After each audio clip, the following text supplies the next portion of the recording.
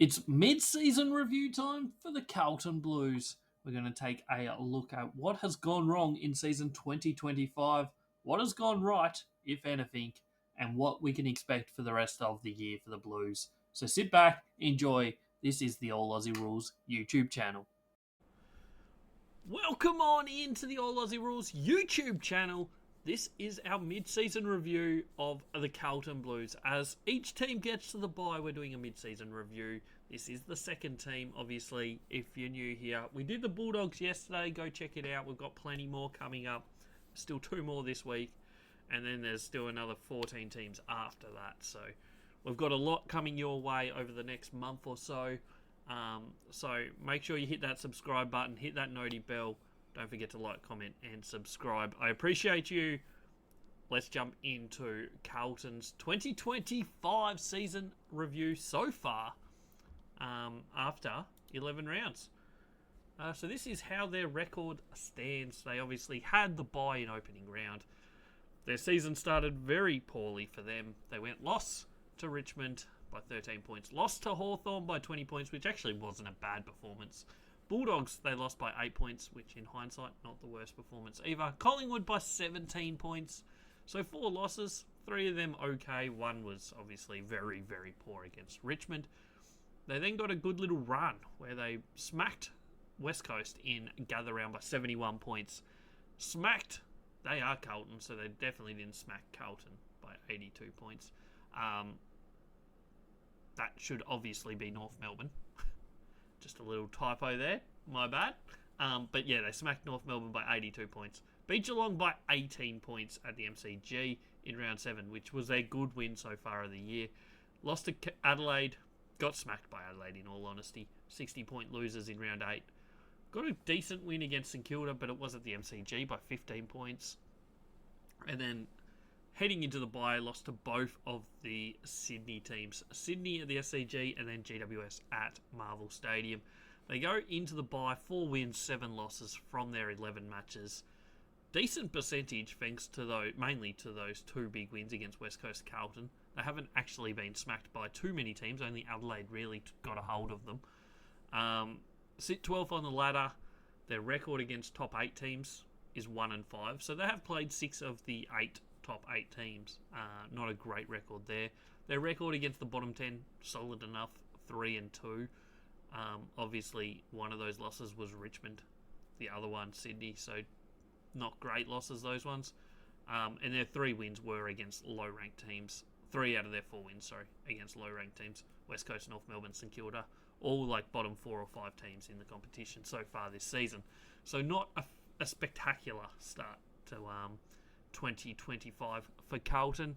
The plan for this video, we look at the season so far. We're going to go through the players next. But before we do that, we're just going to run through some stats. I don't have graphics on this little section. But we're just going to run through some of the key stats that I think tell us where Carlton are as a team. And things have changed a lot from 2024. So far this season, that's 12th best offense in terms of scoring and 6th best defense, which is basically a flip on last year. Last year, their offense was really good. They scored really highly, but their defense struggled quite a lot to restrict other teams. They were one of the higher conceding teams throughout most of the season, and that was always my big red flag for them. While they were still going okay, they were conceding more than teams typically would like to be competing. This year, they've got that under control completely. They haven't been conceding massive scores. A lot of those losses have been in low-scoring affairs, but their offense just isn't capable of scoring at the moment. We're going to go deeper into that very shortly because there's some interesting stats. Forward half possession, so the time spent in the forward half, they have the 4th highest in the competition so far as average per game. The only 3 teams above them in terms of forward half possession are the Bulldogs, Gold Coast and Collingwood. So 3 out of the top 5 teams basically in the competition, and then it's Carlton who are sitting 12th on the ladder. So they're in good company in terms of having the ball in their area. They're just not great at converting it into scores. They are the fourth highest kick to handball ratio, so they do kick it a lot more than they handball. They do have the worst disposal efficiency in the competition, so that's not a great sign. And going the other way, their opponents have like the sixth best disposal efficiency, so they're ranked 13 in that as well. So their disposal efficiency is a really poor, and you can't just blame it on bad weather because their opposition go pretty high disposal efficiency, especially in comparison to what they do. Third most inside 50s per game of any team in the competition, so they get the ball forward a lot. But they only convert that into 14th for total shots per game. In the competition, they're 17th at goals per inside 50 and 18th in shots per inside 50. So they're just wasting opportunities. Whether, like, sometimes teams do have that stat where they are getting the ball forward a lot, and they're just not clean inside 50s because they're just peppering the opposition's back. And that is partly the problem. I think another part of the problem is just the forward line is not functioning. They have their key forwards, but they don't have the support around them, I don't think. And I think that is a major issue for them. They're a really good intercept team. Fourth highest number of intercepts per game in the competition. They don't turn it over that much. They look after the ball pretty well, even though their disposal efficiency is pretty poor. It's not direct turnovers as such. So that's not too bad from them. They have most of their scoring, in fact, more than half of their scoring, comes from forward half possessions, which is an interesting stat. It's one that obviously is good. You want to be turning it over in the forward line, and that probably equates to that high inside 50 number because it just keeps bouncing back in. They also give up the second least amount of shots per game. So defensively, they have a really, really sound, everything. The stats read that their defense is good enough to be playing deep into finals. You take out that Adelaide game, and their defense has been really solid pretty much every week. GWS game also, they conceded a bit more than they would have liked. But overall, their defense is really good. It's their offense that is certainly their biggest issue so far this year. And I think until they clean that up, they're going to struggle, is my theory on it. They need to find a way to score and to have better options going forward. Because, yes, Curnow and Mackay are really good and can get you the win. They're not always going to have great days, and they don't have enough other options up forward, I don't believe. We'll move into the players. We start in the back line like we usually do. Key defenders for Carlton so far this year. This is based on the All Aussie Rules ranking system, so we give a rating for every single game. If you play less than 50% of game time, your rating doesn't affect your score for the year. It's basically the long and the short of it. Top 10% of players are rated as elite. Top 10% of each position, that is. 10 to 25% is top class. Then 25 to 40% is above average. 40 to 60 is average. And everyone below 60% is classified as below average is the words I use. Which I think is fair enough.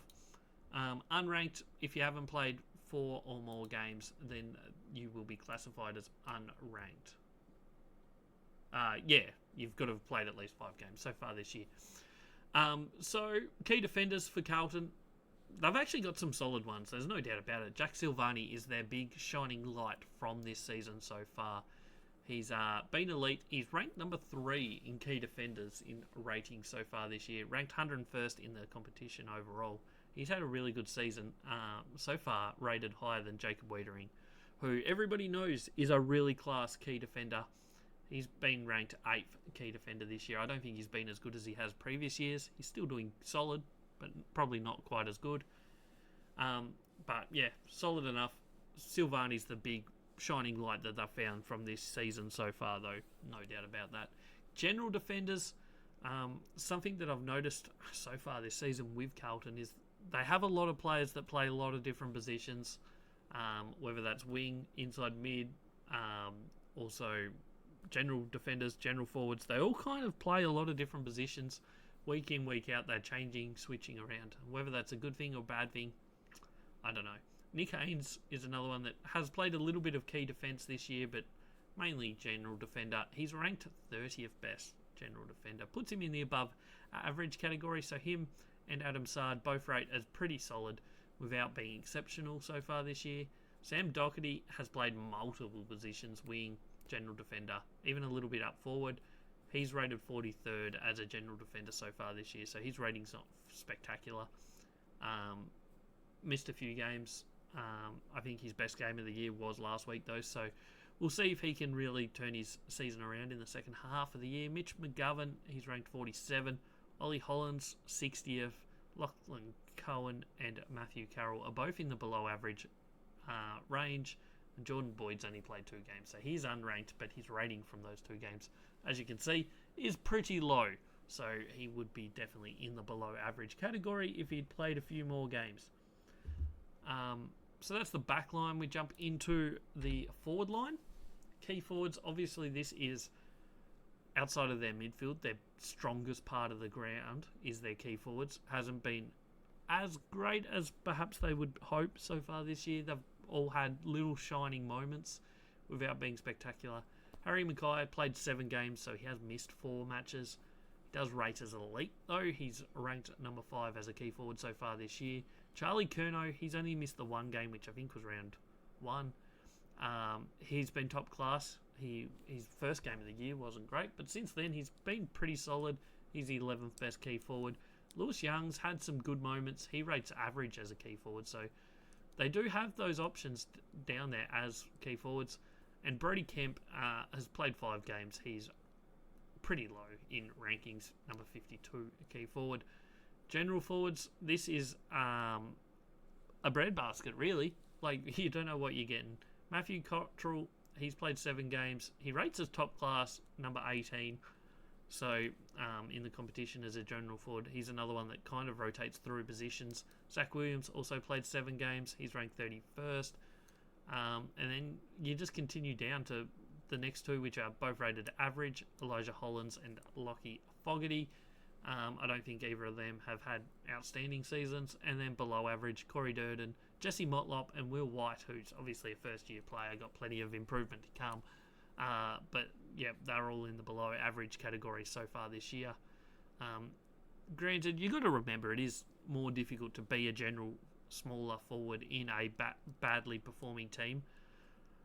But the ball is going forward a lot, so these players should be getting plenty of opportunities. Ashton Moore has only played the 1 game. Francis Evans has played 4 and Jackson Binns has played 3. They're all unranked.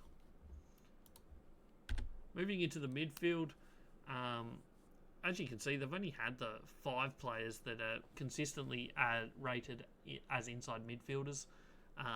Obviously, a lot of other players rotate through. But they also haven't had injuries to these players. So George Hewitt's been their number 1 inside mid this year.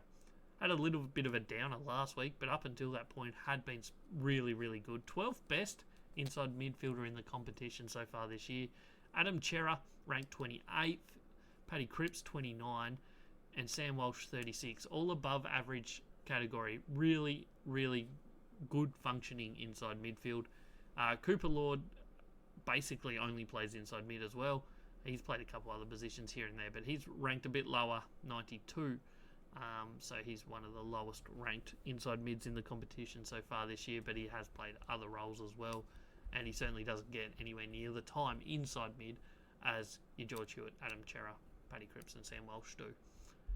Outside mids, it's basically Blake Acres and a whole host of those other mid-sized players that rotate through this position.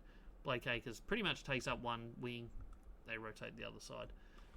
He's been down, in all honesty, on what he produced last year. He's only played 9 games, so he's missed 2. His ranking as an outside mid is 31 so far this year. So there's definitely a few outside mids that have been better than him this year.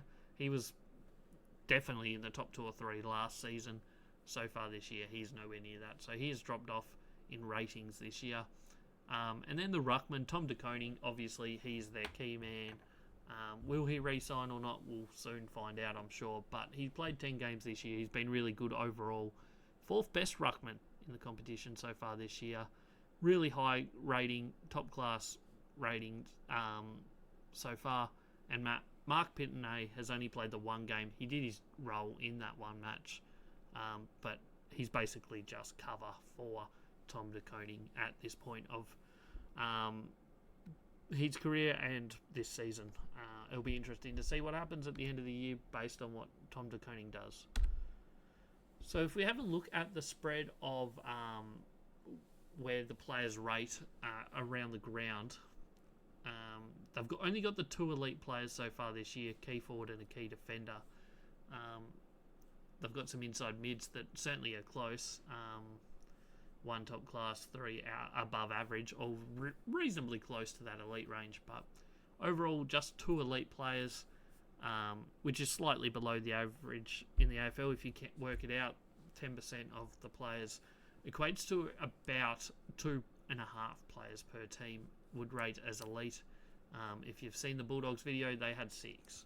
So they're not far off the average, but slightly. They've got more than the average for top class, though. They have 5 players in that range. 1 key defender, 1 key forward, a general forward and an inside mid. So they have good variety there. It's that general defenders, it's the general forwards that's probably the biggest issue, because you look at the key backs, the key forwards, they've got good players that are playing some pretty good football. Inside mids probably slightly down on what they're capable of. Paddy Cripps, Sam Walsh, both capable of being elite rated players, but they're not there this year so far. So yes, their midfield is probably slightly underperforming, but I just don't think they have enough options in that medium-sized forward line and also maybe the medium-sized back line. But their back line has been producing, their team defence has been producing pretty good results. So I don't think that's the major issue. It's probably the general forwards. As you can see, just 1 top class, 1 above average, 2 average and 3 below average. It's not great numbers, in all honesty. And that's the positional spread of the Carlton Blues so far this year. Moving on to the final part of this video, and it's what's still to come this year. The expected win percentage is based on the ELO rating system that we do here at All Aussie Rules. I publish bits and pieces of it throughout the season. Basically, it uses a rating, tells you whether they'll win or lose, adjusting for each result, basically. And that's how we come up with that, and that equates to the expected wins and the expected ladder. So we'll start with what they've got run in the run home. Obviously, round 12 is this weekend. Carlton have the bye. They come out of that with the Bombers at the MCG, which not the hardest match. You'd actually probably expect them to win it with the amount of injuries that the Bombers are facing at the moment. They then have West Coast over at Optus Stadium, which potentially they'll be starting favourites, followed by North Melbourne the weekend after, which also they'll be starting as favourites, you'd imagine, at the MCG. So there's potential they'll come out of the bye and win the next 3 games. That's when it gets hard after that. There's potential that, all of a sudden they get their confidence up and things could change dramatically. So those 3 weeks could be very, very important for the Blues. There's a long way to catch up, though. There's no doubt about that. So then round 16, they've got Port Adelaide at Adelaide Oval. That could be anything at the moment. Port Adelaide not playing the best football either. Collingwood at the MCG will be a tough one, as will Brisbane at Marvel Stadium. Brisbane at MCG would probably be a harder matchup for Carlton, in all honesty, but at Marvel might give them a little bit more chance there. Melbourne at the MCG will be an arm wrestle. Hawthorn at the MCG, you'd think Hawthorn will be too tough. Fremantle at Optus, Gold Coast at Marvel, Port Adelaide at Marvel, and then they finish with Essendon at the MCG. So they've got still 2 games against the Bombers. They've got 2 games against Port Adelaide. They still have West Coast, North Melbourne. So there's certainly winnable games in that. They only have, 2 trips 2 trips to Optus Stadium in the West to play both West Coast and Fremantle, and they have a trip to Adelaide to play Port Adelaide. Outside of that, it's all MCG and Marvel Stadium. So it's not the toughest run home for Carlton. If they can get their confidence up in those first 3-4 weeks out of the bye, who knows, maybe they've still got a chance. If they were to win those 4, they'd be on 8 wins with still, 10 games to play. Certainly still finals is an opportunity at that point. So they're going to get a good run out of the bye, and who knows what they could produce. Based on their rating at the moment, they're only expected to get just under 9 wins, which would have them 14th on the ladder. It's probably where they're looking at number-wise at the moment. I don't think that is where they'll finish. As I said, they should come out of the bye and probably win at least the first 3 out of the bye.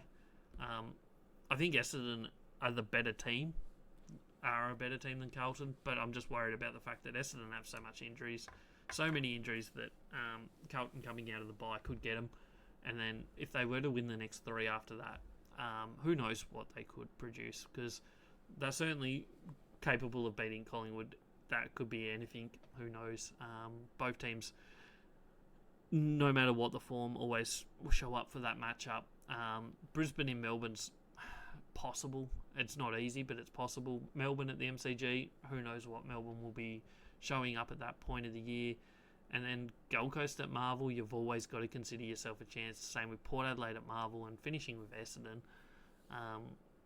It's I wouldn't say it's likely, but it's not out of the realms of possibility that they do play finals, just based on how that second half of the year is shaping up for the Blues. That's everything I think I have for you today.